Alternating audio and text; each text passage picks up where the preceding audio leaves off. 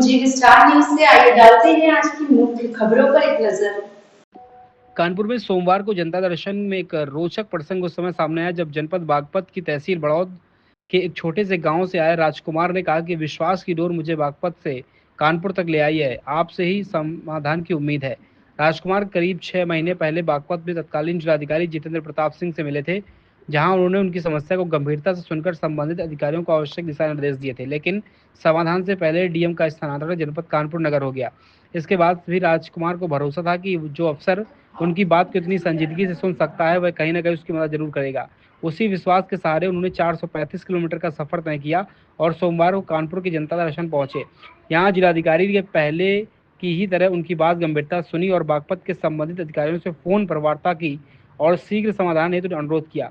इसके बाद उन्होंने राजकुमार को जलपान कराया और रेलवे स्टेशन तक पहुंचाने के लिए सरकारी वाहन की व्यवस्था की। प्रकरण के विषय में राजकुमार ने बताया कि उन्हें डीएम साहब के निर्णय और संवेदनशीलता पर पूरा विश्वास था। इसी विश्वास के सहारे वे लगभग 6 महीने बाद कानपुर पहुंचे, जहां पर उन्हें पूर्व की तरह गंभीरता से सुना गया और समस्या का समाधान का आश्वासन किया गया।